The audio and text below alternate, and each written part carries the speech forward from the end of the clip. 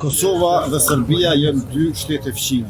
Kosova është shtet demokratik, me paqe e siguri, me ligjshmëri dhe rend publik, ndërkaq Serbia është shtet autokratik, armiqësor, i orientuar ka verilindja, pra nga Kremlini, dhe gjithashtu me aspirata ekspansioniste e hegemoniste në Ballkan. Ne jemi të orientuar ka Perëndimi, ka Bashkimi Evropian dhe NATO-ja.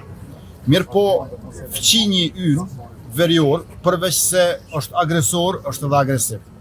Vazhdimisht bën sulme, kërcënime e provokime. Së fundmi është e qartë që Serbia është dorëzuar para Republikës Kosovës dhe para shqiptarëve. Ajo tash i ka në shënjestër serbët të cilët janë integruar në Kosovë, që punojnë për të mirën e komunitetit serb dhe të cilët nuk i kanë librezat e partisë së presidentit të Serbisë Vučić atje.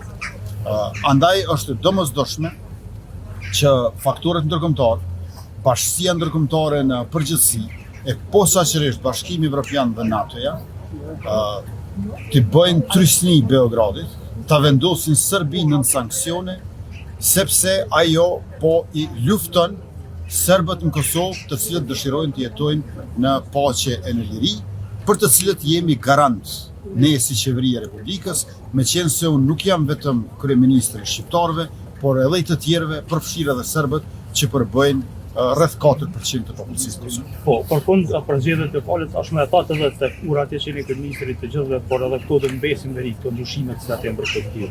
Kushtetutshmëria, ligjshmëria, paqja, siguria, rendi publik do të jenë cep më cep Republikës sonë, tërkohën për të gjithë, pa dallim, për inat të askujt, por për të mirën publike e qytetare. Andaj edhe organet e Kosovës, edhe në aspektin e sigurisë, por edhe në aspektin social, do të jenë pranë të gjithë qytetarëve, pa diskriminuar e favorizuar asnjëri.